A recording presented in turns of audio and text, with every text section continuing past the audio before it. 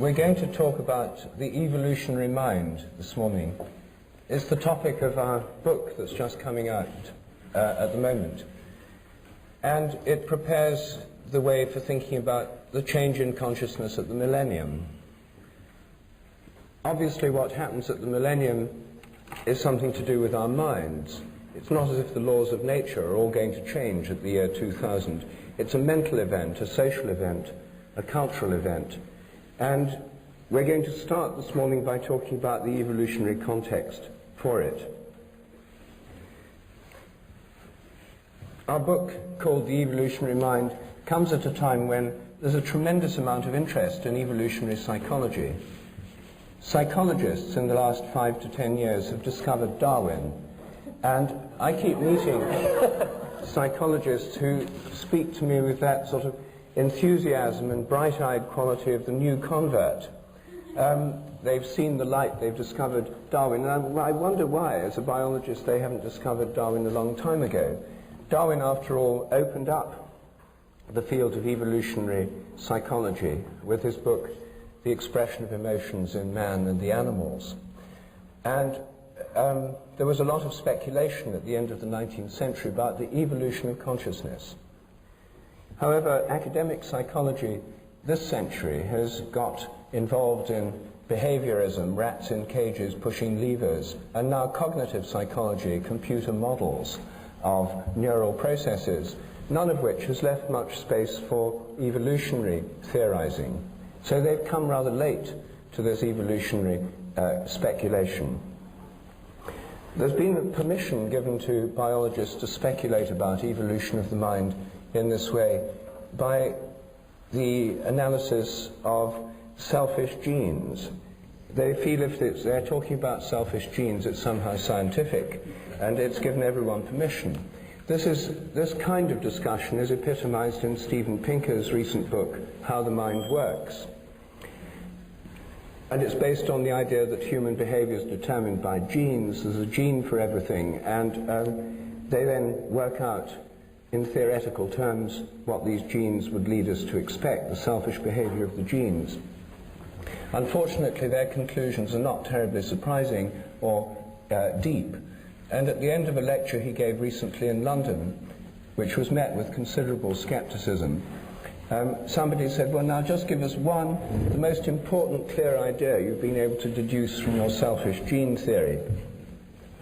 And he said that after lengthy calculations, they'd found that because females have only 1 or 2 eggs at a time, which are a rare and precious resource that needs conserving, whereas males produce millions of sperm, they deduced, after a lot of working out, that women would tend to seek high-status males and want to stay with them, whereas men would tend to be promiscuous to spread selfish genes more freely. And there was an air of disappointment in the lecture hall.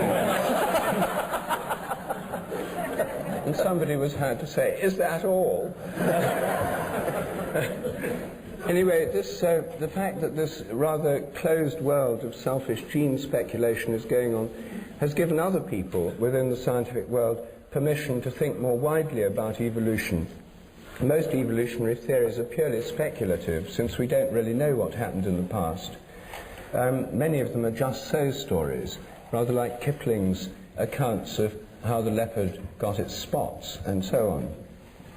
But there have been, in this modern explosion of speculation about our evolutionary past, there are several rather interesting ideas that have come up, and I just wanted to bring up 2 or 3 of these this morning, because although there's no shortage of speculations about what happened in the human past in the books of Terence McKenna, there are several new ideas which might amplify these ideas about conscious evolution.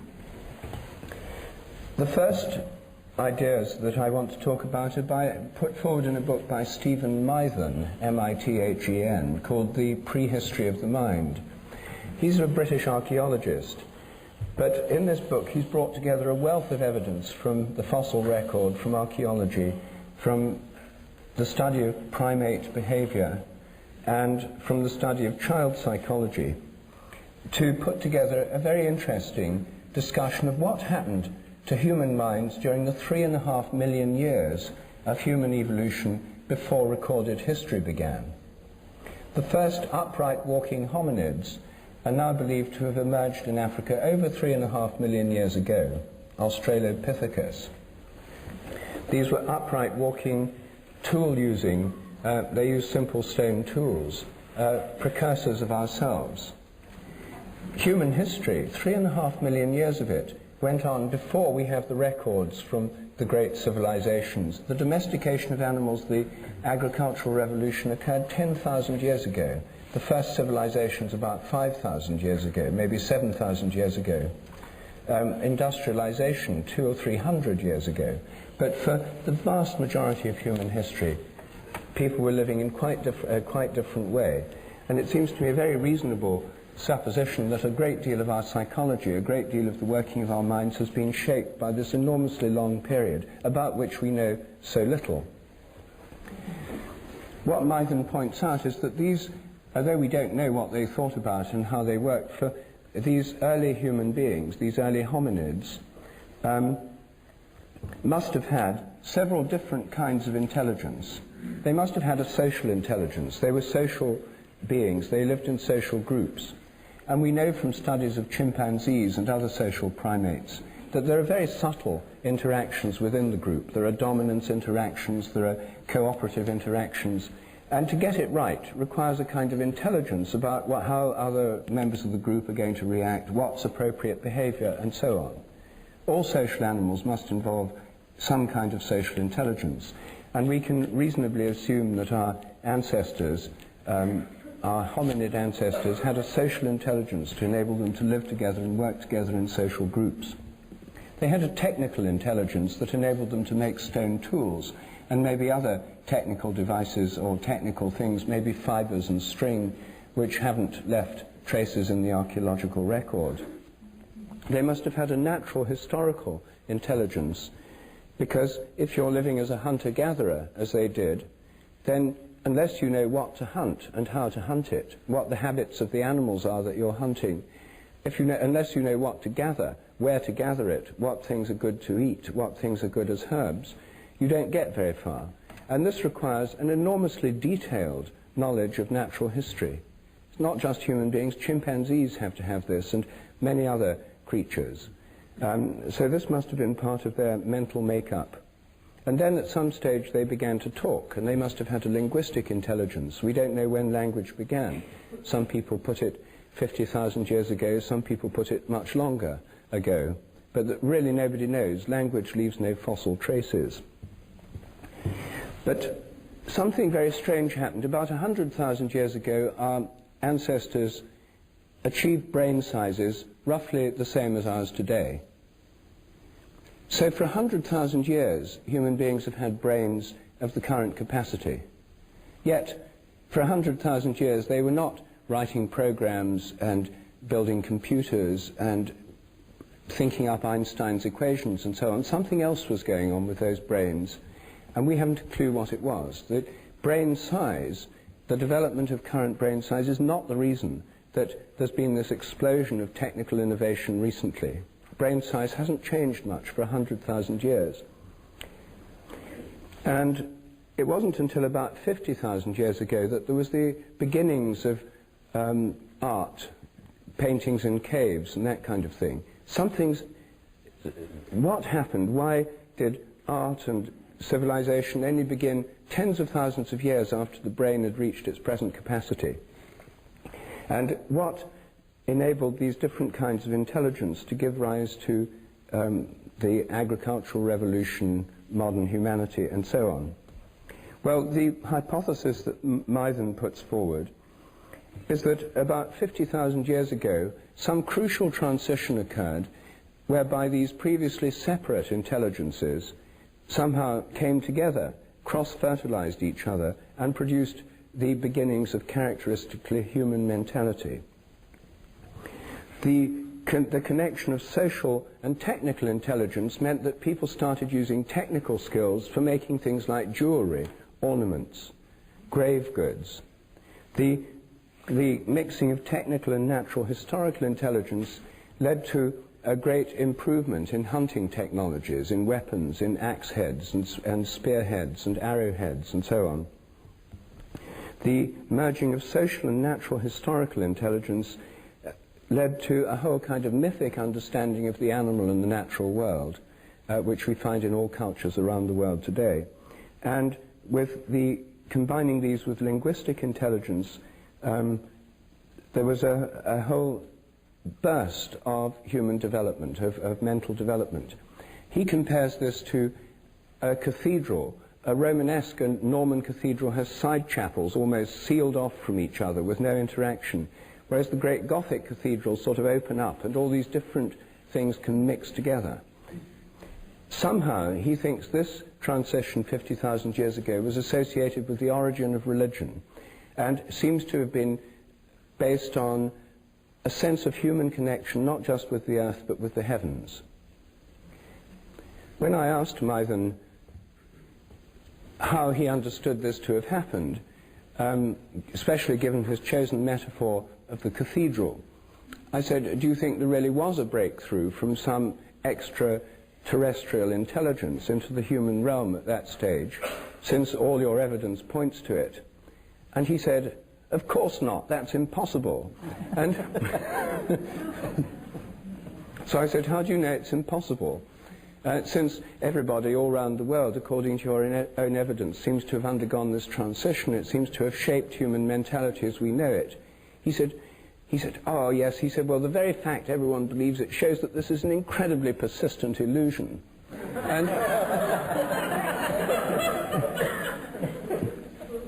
And I said, but how do you know it's an illusion? He said, because it's so persistent. And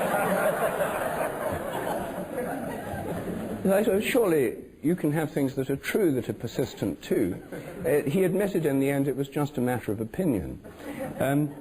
But everything he said points towards some breakthrough to another realm of consciousness around 50,000 years ago, and something that happened with human groups all around the earth. And I think this is the first time I've seen a convincing building up of evidence from somebody who's coming from a very hard-nosed position that gives us some clue as to a major shift in consciousness that happened, and it involved some connection with a higher dimension. Now, some people will like to interpret that in terms of visits of spaceships, chariots of the gods, and so forth. I think that there are many other ways of thinking about it, and I can guess that Terence will be able to suggest at least one. Consider it done.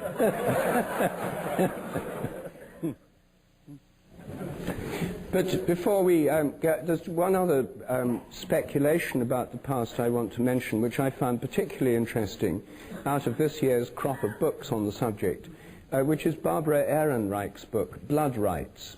She's an American writer based in New York, and in her book, Blood Rights, completely changed around my idea of human prehistory. What she shows very convincingly is that our image of man the hunter striding forth onto the African savanna about 3 million years ago is, in fact, pretty implausible. Human beings were small, they couldn't run very fast, they weren't particularly strong, their tools were extremely primitive. It's much more likely that for most of human history it was not man the hunter, but man the hunted. In fact, most bone remains of early hominids show the marks and scratches and tooth marks of large cats on them. Human beings were on the African savanna with lots of game, but also with lots of big predators. They were extremely vulnerable. And a great deal of human mentality, she argues, was shaped by millions of years of being preyed on by large predators. It wasn't until about 50,000 years ago that there was an improvement in hunting technologies all around the world, whereby human beings could indeed become fairly effective hunters. But for most of the 3.5 million years of hominid history, it was man the hunted. She shows very interestingly that this sheds light on many religious traditions, because in many religious traditions there's the idea of the victim, the sacrificial victim. If you're a collective, a herd of wildebeest or baboons in a group out in the desert, and a predator approaches, the predators usually attack isolated members of the group, the old, the young, or sometimes the young males who are defending the group on the periphery. Those are the ones that get killed first. And when they've killed one of them, they start eating it, and very often the rest of the group then relax, and they often stand around and watch the predator eating the prey, because once they've got one victim, they're not hungry anymore, they're not interested in the rest. So one dies for the sake of the rest. This is a simple fact of predation. And she shows that this pattern, the idea of a sacrificial victim that dies for the sake of the rest, is deeply embedded in our consciousness as an archetypal pattern based in this biological fact of predation and the fact that we were preyed upon. She also shows that most of the early visions of gods and goddesses were in the form of carnivores. Even Jehovah is a carnivore. The story of Cain and Abel, where Cain is a farmer and offers the fruit of the earth to God as a sacrifice, and Abel is a herder and offers a sheep. God prefers the sacrifice of Abel. He prefers meat to vegetarian diet, and that's why Cain kills Abel. He's jealous. And so this carnivorous quality of the gods is associated with images of the gods in association with predatory animals. She then goes on to show that whole nations identify with predators as a kind of justification for war making, where the whole nation becomes like a predator. The symbol of England and many other countries is the lion, of America, of the United States, the eagle, and so on. All around the world you find these predatory animals as national emblems. Well, I think her insights are particularly interesting, and because of this long history, it shows so much of our mythology, religious structure, and fears are related to this long period of being preyed on. She shows the fantasies, the nightmares of young children in modern cities like New York until they're about 5 years old, and not about child molesters and realistic fears, or at least the fears their parents have. They're about being eaten by monsters and wild animals. This is what most children's nightmares are about. And this would go back to a long period of history. So here we have two ideas, Maiven's ideas and Barbara Ehrenreich's ideas about early human history, which would give memories. I would think of them as memories in the collective memory through morphic resonance. Jung would call them collective archetypes in the collective unconscious.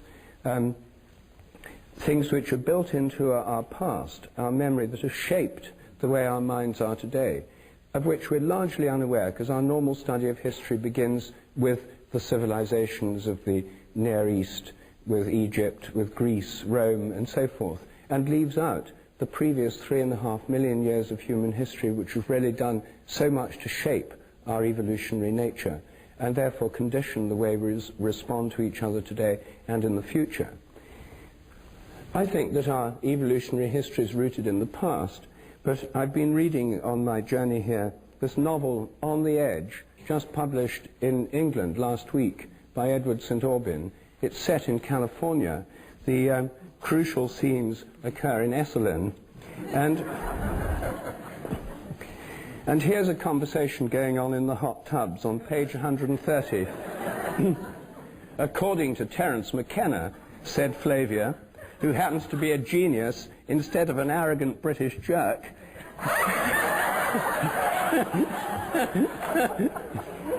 history is rooted in the future. So,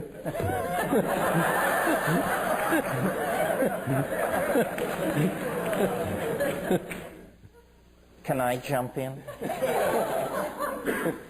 Well, first of all, let's just assume that I've responded to this with the usual rap about diet, mushrooms, so forth and so on, that if you know anything about my work, you have heard ad nauseum, ad infinitum.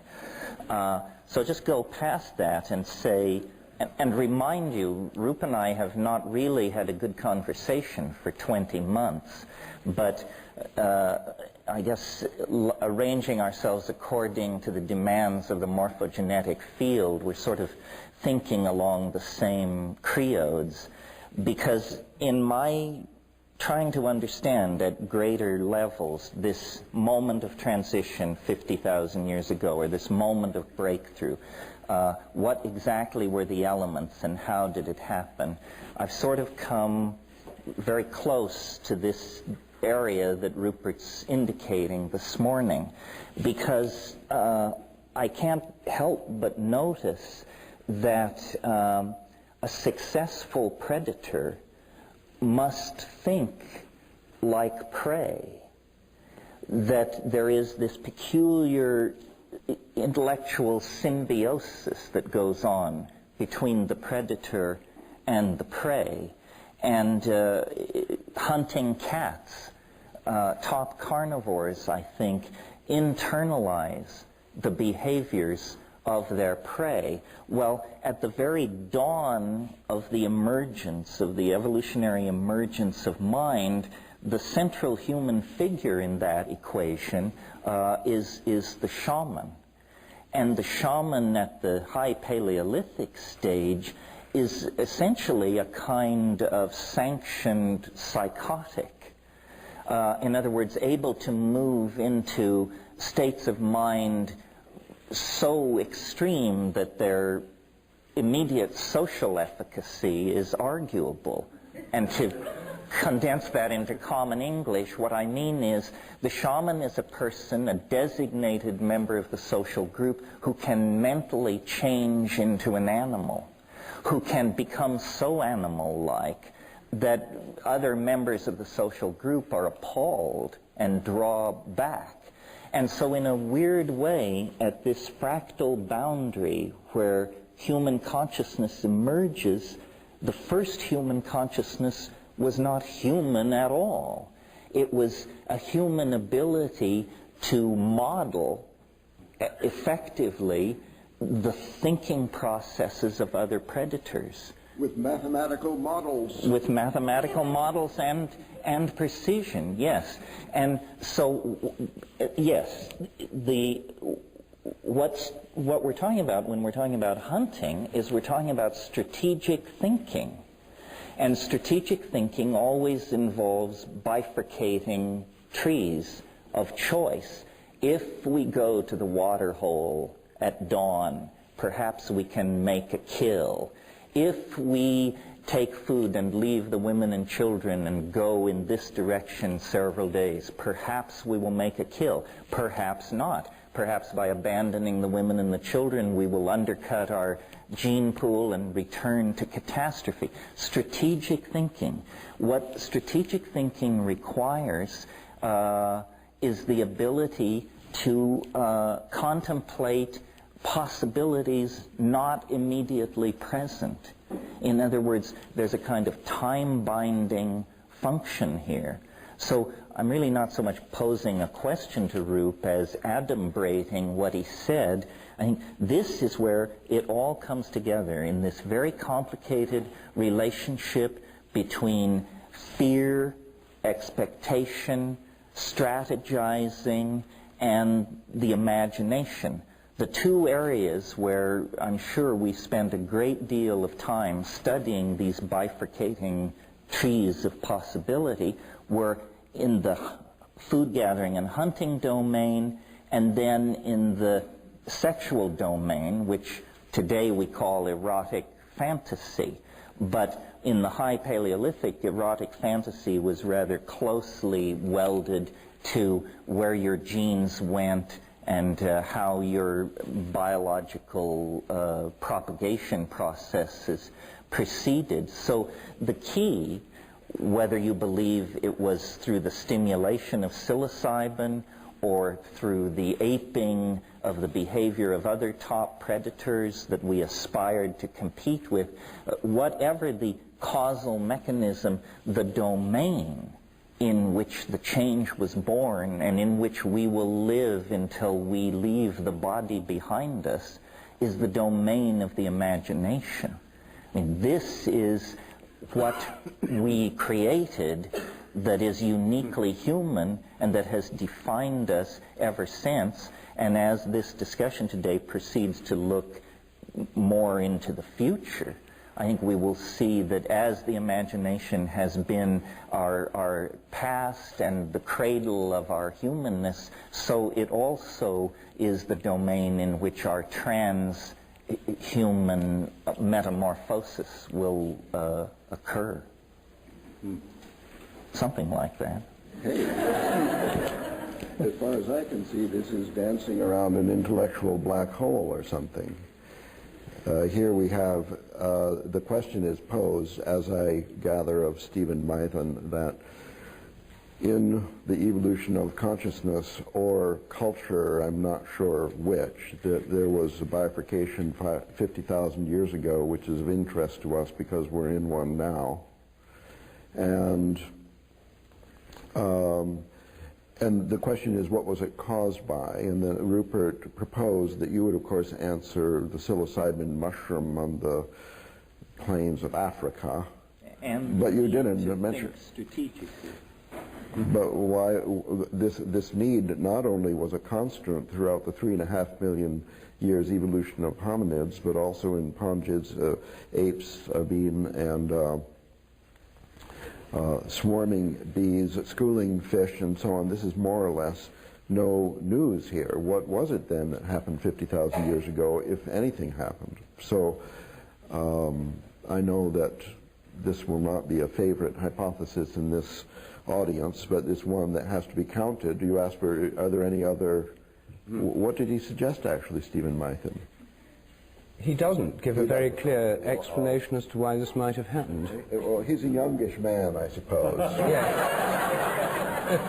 Who probably has not read the great books of his predecessors, such as, let's say, for example, Alexander Marchak, who led a great group of, combined group of two species, neurophysiologists and archaeologists, in the distant past, to propose that miracle that occurred, like the beginning of Cro-Magnon 50,000 years ago, had to do with a structural change in neurophysiology. This presents the view, if you want to look at it that way, God as a brain surgeon, also known as the hole in the head, where the connection between the hemispheres was improved in the corpus callosum, and this physiological evolution provided a evolutionary advantage in hunting and so on. And as an evolution theorist, you would have to say, well, if there was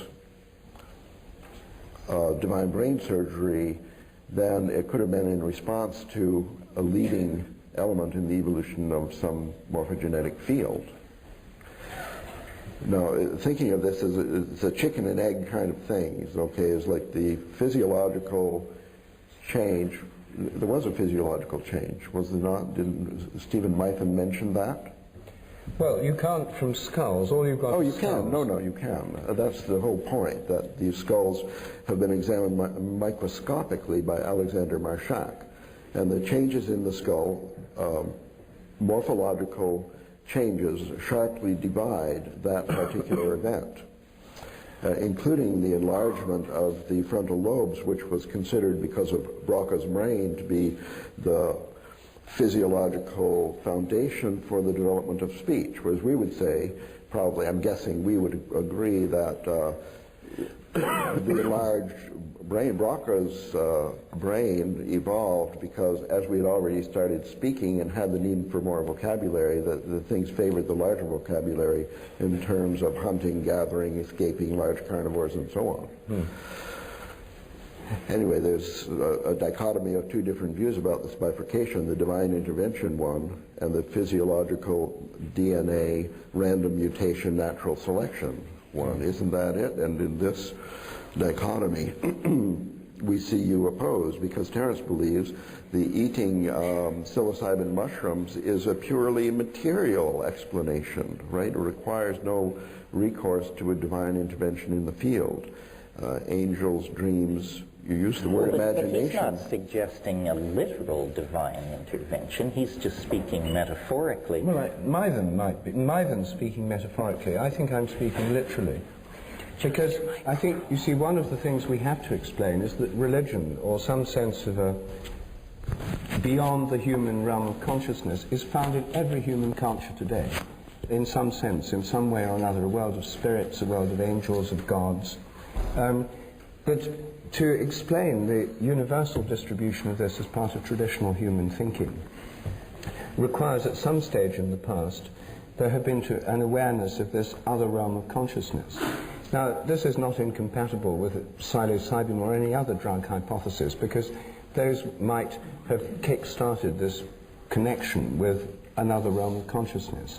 But if we assume that today, all over the world, shamanic cultures and all other cultures have the sense of other levels and other kinds of conscious entities beyond the human level, some in animal forms and some in forms way beyond that, we have to assume that at some stage in the past there was a linking with these other realms of consciousness, whatever they are. Not just metaphors, not just archetypes in the collective mind, but forms of consciousness that might well, and I think actually are, out there.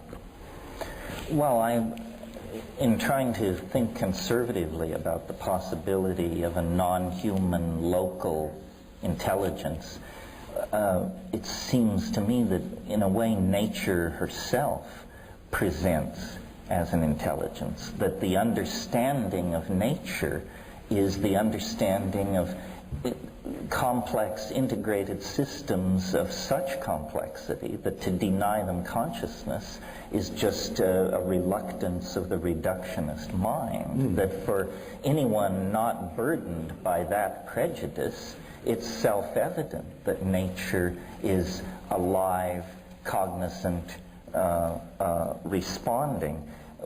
It's interesting that really all it seems we can agree upon here is that the time frame is roughly 50,000 years. Well, so a whole bunch of things are triangulating on that moment. One could say, as I've argued, that it was the eating of psilocybin mushrooms. You could make a more general statement and say that was a subset of the consequence of an omnivorous diet. But if I may, sure. Where exactly were these mushrooms 100,000 years ago? Well, the way I think about it is there was an incremental involvement that had punctuated breakthroughs in it. In other words, the slow meeting of mind, mushroom, social complexity, acoustical abilities linked to neurophysiological states didn't just smoothly proceed. It all came together, but then at a certain point it gelled. And this is this 50,000 year point where social understanding, technology, linguistic repertoires, depth of diet, Well, you're clinging to this material stuff. I think it's about time that we... Well, there will be a material component, here. even if you believe angels descended from on high. Well, I suppose that, you have the software that draws the novelty wave. You're a novelty theorist. We might appeal to novelty theory as a explanatory strategy here, a cognitive strategy in dealing with the bifurcation 50,000 years ago. If you run the program back for 100,000 years, do you or do you not find a kink there in the novelty wave in 50,000 BC? I mean, no, it's not based on data, only extrapolation, but is there or isn't there? Well, I think there were a series of breakthroughs. For instance, 120,000 years ago, the modern Homo sapiens sapien form appeared. In other words, no. In short, no, there's no... Both and, I think. The invention of writing 9,000 years ago was an enormous breakthrough. But all of these things proceed out of the further integration, complexification of the nervous system in connection with the function of the imagination. Believe this, that you're presenting yourself as a conventional materialist evolutionary theorist. The galactarians who built the mushroom intended...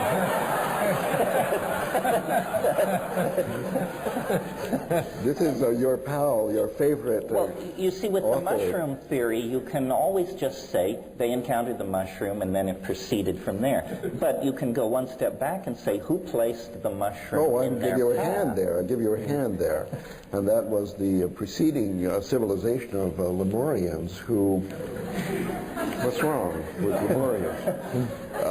they died out at that point because they had poisoned the environment with toxic chemicals and created global climate warming, which resulted in a drying of the desert, the Sahara Desert, from which sprung forth a bloom of psychedelic mushrooms that had been hiding under the surface previously because it was too wet. That's why. The loud hum I hear is William of Ockham spinning in his grave. I see. You think that DNA and the expression of genes is a simpler explanation than a divine intervention at the level of the novelty wave. I think that the DNA is divine. Ah. But William didn't like it. Escape from his group. What you as a middleman should. I think, you see, I can't quite get your position because the new hard-nosed skeptic that you're revealing to us here and in other places, you see, it doesn't seem to fit too well with Terence McKenna on non-human entities, machine elves, etc. I mean, the idea of other kinds of consciousness, other forms of entity that are not just inside our brains and appearing in relation to deranged states of mind, pharmacologically induced. The idea that they're out there seems to me an essential part of most of what I've heard you say over many years. Well, I'm sort of getting into what I intend to say later, but I think the key thing is not to concentrate on materialist versus non-materialist explanations, but to realize that the new vision of nature is not as matter or energy, but as information. And information is expressed in the DNA, it's expressed epigenetically in culture. What's happening is that information was running itself on a primate platform, but evolving according to its own agenda. In a sense, we have a symbiotic relationship to a non-material being, which we call language. And we think it's ours, and we think we control it. This isn't what's happening. It's running itself. It's time-sharing a primate nervous system and evolving toward its own conclusions. Now I have to shot my talk. And it's so early in the morning. Yes, well, this is this damn drug I'm drinking. It makes you give it all away too soon.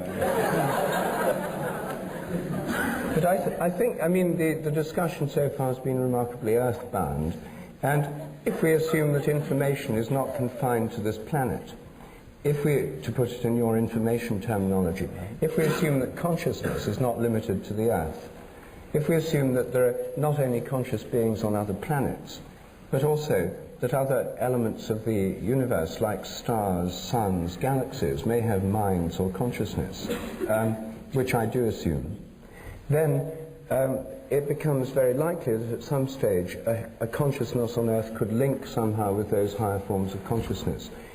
Who knows how? Maybe by something like interplanetary telepathy, something of that kind. So if there's some link of human consciousness with other forms of consciousness in the universe, then when that contact was established, there would be a big transition.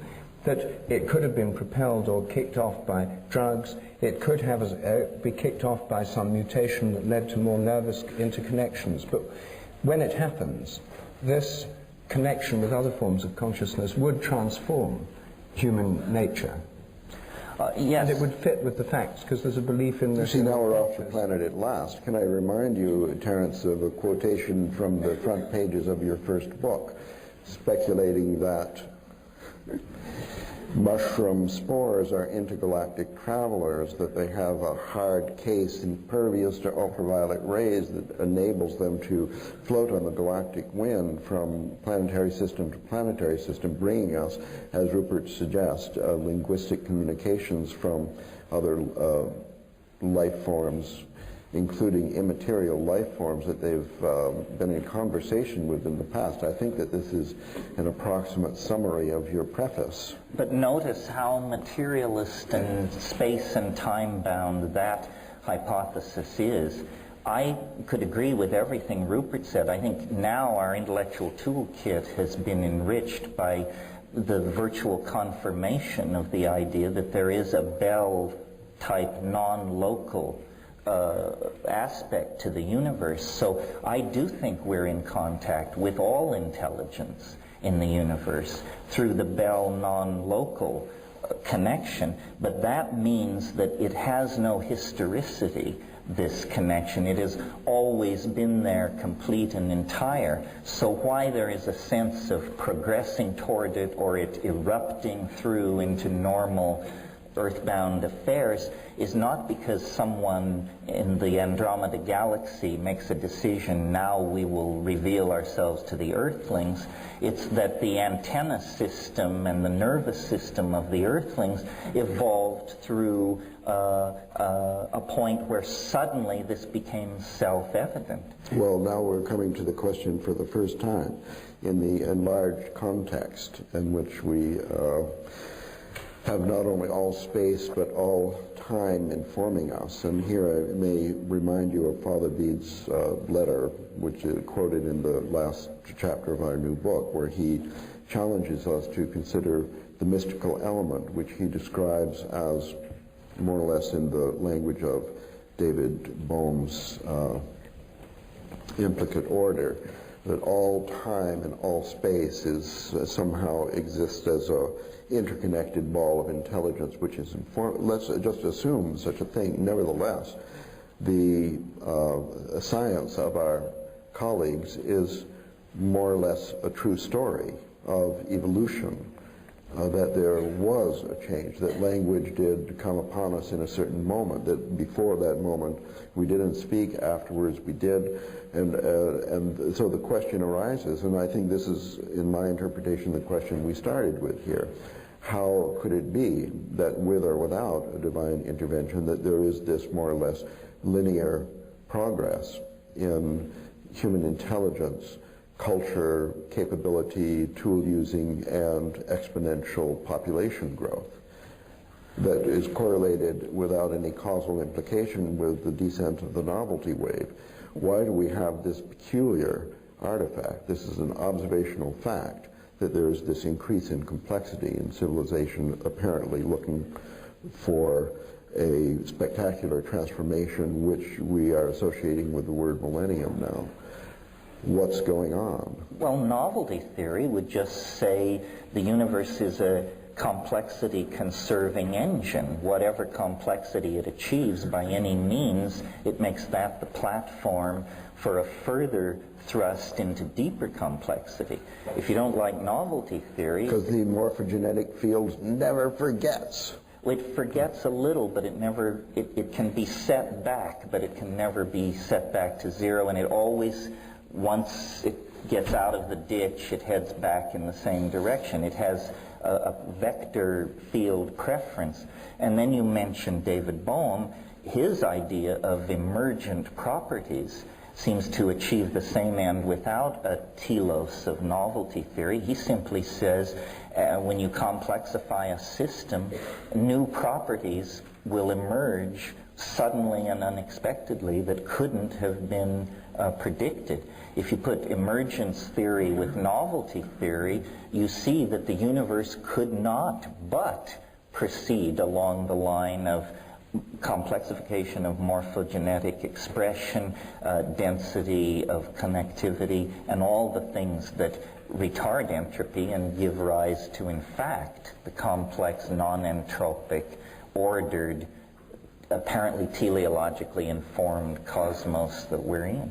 Well, now we see then that what you've described is... laugh.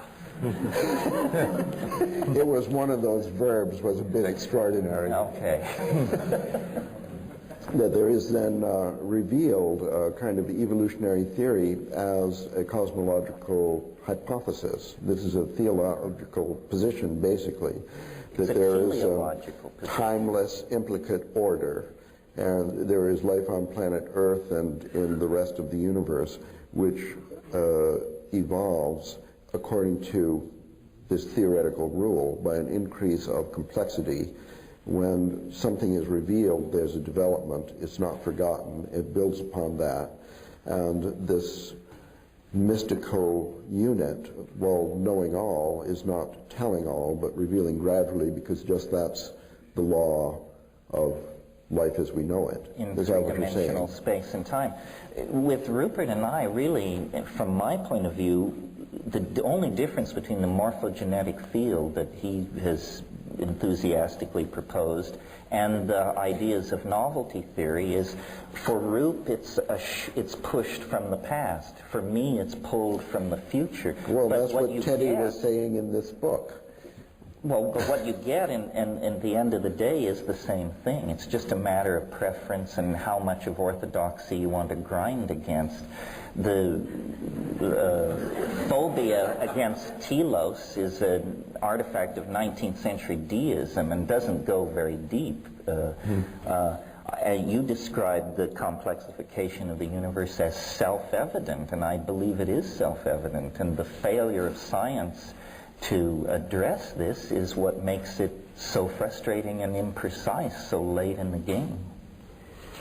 But the trouble with the emergence view you've been putting forward is that it's still very earthbound. You see, there's obviously been a major emergence of complexity in human culture. There's also been a huge emergence of complexity in the Amazon jungle and the Malayan rainforest, arguably far greater than anything we've achieved through technology, and millions of species of beetles, insects, plants, and so forth.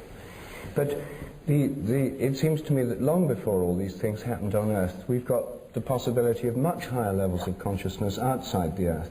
And as you know, I'm a devotee of the idea of the sun as conscious. And the stars. If you take the materialist view that consciousness interfaces with the brain through complex electromagnetic patterns of activity, then those on the sun, which we're learning more and more about every day, have unbelievably complex, chaotic patterns, resonant patterns of acoustic waves going through the sun, polar reversals every 11 years, resonant patterns of electromagnetic waves. My thinking about this was much influenced by a science fiction novel by Fred Hoyle, published in the 50s, called The Black Cloud, where Fred Hoyle shows that to imagine intelligence necessarily grounded either in copper wires and computers or in nerve cells and brains is a limitation of this. So you could have an intelligent system working through a plasma, an electrically charged cloud, and indeed, I think, through something like the sun. So if the sun is in fact conscious, if stars have a kind of consciousness, then of course it raises questions, well, what do they think about? What do they do with this consciousness? But it's very likely that the kind of consciousness they have would be at a vastly higher level than our own. So when we're talking about the emergence of higher consciousness in human beings, it's not as if for the first time in the universe some higher level of consciousness emerges. It could be that for the first time in the history of the solar system, our minds somehow contact the sort of intelligence, much greater intelligence that exists out there. And because I think it's possible to think of the stars and the sun as conscious, and then galaxies as conscious, you don't need to go straight beyond the universe to the divine mind. There's plenty of lower level minds than the divine mind that could be out there. And of course, traditional views of spirits and angels tell us that there are many, many, many innumerable levels of intelligence beyond our own within the galaxy, many associated with the stars. So we don't necessarily have to have the idea it's all happened and emerged on Earth through a complexification. We can have the thing, we reach a point where there's like a spark passes between a terrestrial consciousness, a human one, with more interconnected halves of the brain, people in the first throes of mind-boggling mushroom trip, etc. But somehow, whatever happens, there's this, like a spark, a connection established. And it seems to me that this hypothesis has the great advantage of actually accounting for what's believed all around the world, namely that there is some connection between human intelligence and that of the sky. Because in terms of imagination, you see, predators and we human beings were both predators and prey, but so are lots of other animals, and presumably any hunting animal has to have the imagination and the ability to identify with the prey. In fact, René Thom, years ago, produced a mathematical model of predator and prey, where there has to be a kind of internalization of the prey in the predator's mind in order to get the right strategy. This is not specifically human, and it's not enough as a basis of the imagination. I think this connection with realms beyond the human would give such an enlarged scope for imagination that to take literally what so many people around the world say in their myths seems to me the simplest hypothesis. Well, I'm more friendly to this idea of non-biologically based forms of consciousness than I was the last time we talked, because of this fact I mentioned, that I now think wherever there is a sufficiently complex informational environment, the functions of life, self-replication, etc., mutation, adaptation, can go on. But obviously most of the intelligence in the universe would be utterly incomprehensible to us because it is so different. So we're transducing virtually the entire hologram of possible intelligence in the universe, but the reason our fantasies of angels and aliens give us hominids with binocular vision who use acoustical speech, in other words, creatures very similar to ourselves, is because we only can recognize what is familiar in this universal information field. So we sail right past the star mind, the galaxy mind, to communicate with a race of winged hominids around Zenebel Ganubi Prime, simply because they are enough like us that we can grok our possibility of a relationship. It seems to me that this is just very begging the question in traditional and cheap fashion. Because, oh, good, Ralph. I mean, I'm all in favor of celestial intelligence, and in fact, I could even entertain a conversation with a Pleiadian. I don't mind. But the question, I mean, we started with the problem of evolution. The evolutionary mind is, in fact, the title of our book, and the question of the evolution, the progress, or even the origin of all these things is our ultimate question.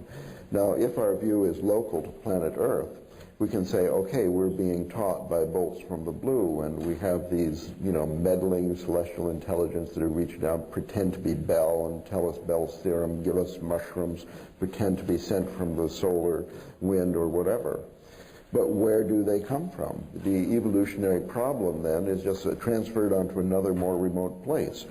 Now, as I understand, Rupert's idea of the morphogenetic field is that these other places are also in evolution, and the whole system is in coevolution, and that is an attempt, I think, one of the first ones in the history of intelligent discourse on this subject. The first attempt to get rid of the hypothesis of timeless truth. But if you get rid of that hypothesis, you have a whole bunch of weird problems, such as then you have to talk about the speed of propagation of novelty or morphogenetic fields, and then you're slammed to the wall because you have to either come up with a number which you fit into a mathematical architecture, or you say that it's instantaneous, which returns you to this holistic, more metaphysical thing. If you don't believe that it's coming from the Bell space, then you have a whole bunch of these kinds of problems, which I think intuitively make it too complicated. Let it be instantaneous. I mean, I think the whole question of time is, in fact, behind this problem, that we have this idea about time, and then we're trying to talk about a timeless. So one way to eliminate this cognitive dissonance is to say, okay, there is no timeless, it's all in coevolution, and we're a little bit behind the evolution of the Pleiadians, and then, well, where does that come from? We're stuck with the problem. So I think, you're talking of the attractor at the end of time is more or less the beyond time is the intelligence that informs, that nourishes the accumulation of complexity as we go along, apparently in time.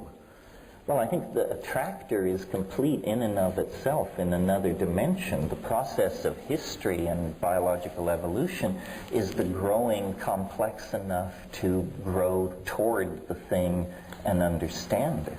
So is our process of growth then nourished or not nourished by some flow of something that comes from this attractor at the end of time in another dimension? It contributes the trajectory of our approach. It defines the domain in which we are moving toward it. We couldn't even talk this without chaos theory. No, right? Chaos theory stands behind this very powerfully. Well, I don't know, Ralph, people have been talking about this for a long time before chaos theory came along. But in such a muddled fashion. Compared with the sublime clarity of our present conclusion. Precisely. So I don't quite see why chaos theory is an essential ingredient. Forget chaos theory. I'm interested in the possibility that in your deepest musings on this problem, you have rather avoided Father Bede's challenge to grapple with infinity, and that in the idea of the coevolution of morphogenetic fields begs the question of the existence of a timeless or eternal truth, pattern, guidance, or something, which is, well, but are you, I don't know. I mean, Father Bede used the word mystical, but of course he was a priest. I don't think he meant the essentially incomprehensible. In other words, I don't think we're going to get to a place where we then say, from here on it is mystery and rational apprehension fails. My notion of the mystical is simply that which remains to be understood, and there will always be a residuum of mystery in principle, but in principle it is not mysterious. Let me... Oh, I think, I don't agree with that, I must say. I think Thought you might not. No. Well, we'd soon be out of business if we're talking at the edge of the unthinkable, if we actually, everything suddenly becomes thinkable. Even in principle? I think that, given the nature of a human mind, evolved to deal with large predators, hunting on African plains, gathering herbs, etc., dealing with social problems, human relationships, etc. The idea that this evolution has equipped us with minds and language and cognitive abilities that enable us to comprehend the entire universe, where it's come from, where it's going, what minds and mind may lie beyond what we see. The idea that this very small part of the evolutionary system, with all the limitations inherent in it, could comprehend the whole, seems to me a rather improbable supposition. And I think that the point about mysticism, or what the Greek church calls apophatic, the apophatic, that is that the ultimate in the end does lie beyond what we can think. Our thinking can only take us so far.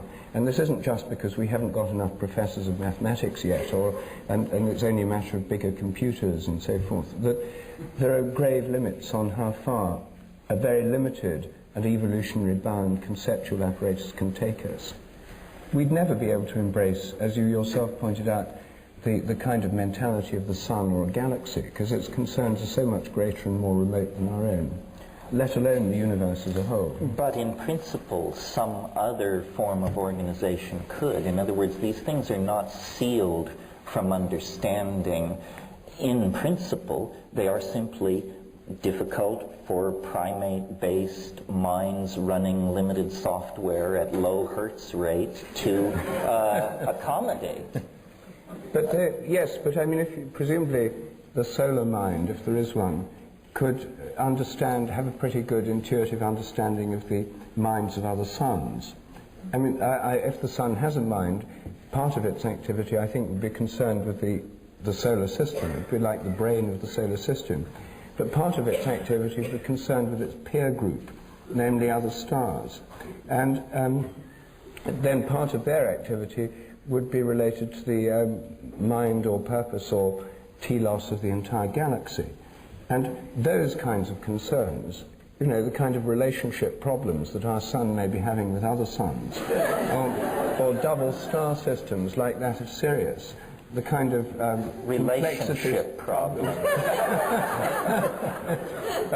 Those are rather beyond the scope of human psychotherapy, or indeed human thought.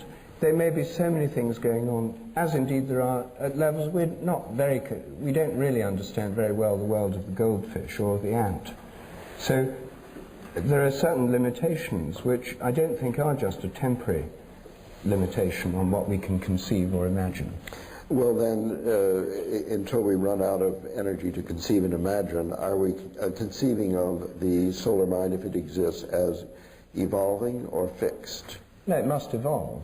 It must evolve perhaps on a different time scale, which is the time scale of relationship in their own community, Yeah. which is the 15 billion year time frame since the Big Bang. Is that what you're thinking, that we're coming to the crux of it here? I think the evolution of the solar mind would be related to what happens here, because we're part of the solar system. And I would assume that because all planets and everything that's happening within the solar system feeds back and influences the solar mind, that it would somehow, it's not just the mind of the sun, it's the mind of the solar system. But it's evolving since the birth of the Milky Way and the That's right. And Roman candle. what's going on here is part of its evolution. We're within it and contributing to it. So the morphogenetic field then of the all and everything had a birth moment with the Big Bang. Is that what you're thinking, or? Well, I'm assuming that if we take the Big Bang theory to be, if we assume there was a Big Bang, I know you're very skeptical about the Big Bang, it's only a story, it's a myth. But if we take this creation myth of modern science, then that must be the birth of the field of the whole system. Yes.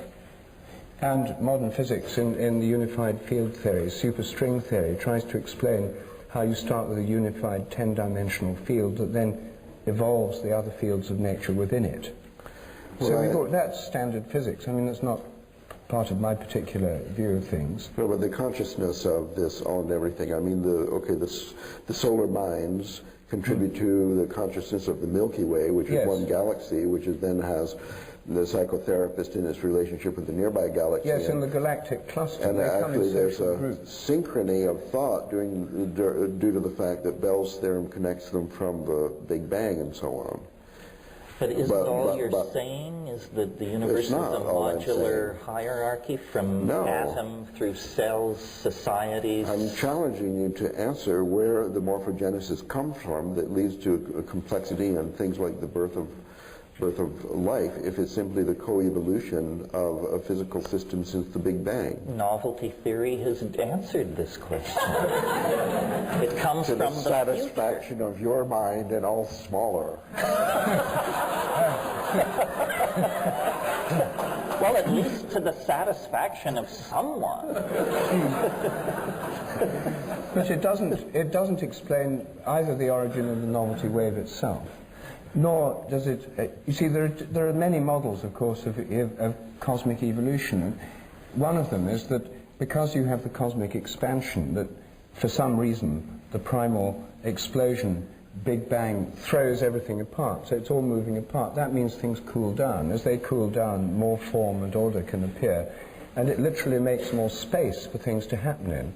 That the arrow of time, the arrow of evolutionary time, and the driving engine of evolution is the cosmic expansion, which means nothing can ever be stable, can ever stay the same, because the whole cosmos is unstable. It's always expanding and cooling. And given that, through all sorts of phase transitions, as you cool a plasma down, as atoms appear, and then as gases condense to liquids and liquids to solids, the cooling process involves the appearance of more order, more form. When there was less before, there was very little, the moment of the Big Bang. So the cooling and expansion more or less force the appearance of more structure, pattern, order. And you could say that that gives scope for creativity all the time. There's always the scope for new things to happen. And it's a long-standing debate among evolutionary theorists as to whether this is following a pre-established plan or being drawn towards an already existing future goal, or following a pre-existing set of laws or rules like the novelty wave, or whether it's all being made up as it goes along. And I'm much influenced in my thinking by Bergson, the Henri Bergson. In his book Creative Evolution, He very strongly defends the idea it's all being made up as it goes along. That doesn't mean to say that around the evolutionary process are not minds and imagination, but it makes the creative process of evolution more interesting rather than less, because it's not decided what's going to happen next. There are imaginations of many levels, including human imaginations, at work here, looking at alternative possibilities. New things happen, and then what happens next depends on what's happened already, and the new possibilities of imagination that open up, but without the goal being fixed in advance. No, I have no problem with that. I don't see how, for instance, someone could hypothesize that all the laws came into existence simultaneous with the Big Bang. For example, did the laws of gene segregation come into being a billion years before biology existed anywhere in the universe? That seems naive and preposterous. Whitehead had this idea of what he called the aboriginal God. What we call natural laws are simply habits of a very ingrained sort, and habits can change, and in more dynamic regimes, a mind, a society, habits can change overnight. So what is given is that there shall be ever greater complexity. What is not given is how this complexity shall arrange itself, or what the final end state will be. It's a story that's being told as it unfolds. It's a game whose one of the rules of which is the rules can change. How are we doing here time-wise? Good. Good. Okay. Real good. Good, good.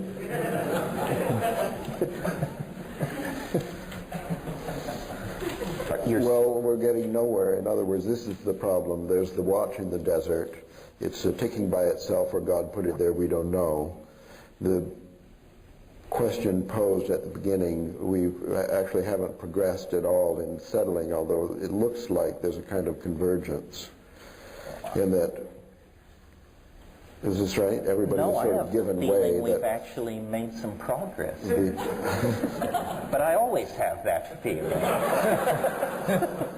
Well, the attractor at the end of time, then, as I gather, is only has in it simple rules of a board game that says the complexity is going to increase, and how it's evolving, and things like DNA rules and stuff, we can make up as we please as we go along. Whatever natural selection approves of will then come to pass.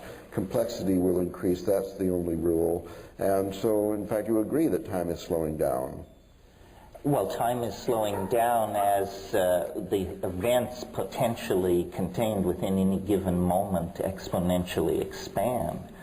In other words, we're sort of in a situation of a spaceship falling into a black hole. From the point of view of a distant observer, the spaceship falls into the black hole, there's a flash of hard radiation, and the story is over. From the point of view of the people on the spaceship, the relativistic stretching of the timeline means you fall forever, and you never reach the conclusion. So, in fact, the consummation of the universe may be only 14 years away, but there may be enough time between now and then to reiterate the life of this universe a trillion to the trillionth times. Time is not a tyranny. It's a relativistic medium subject to all kinds of plasticity. There are many ways out of any assumed corner we paint ourselves into.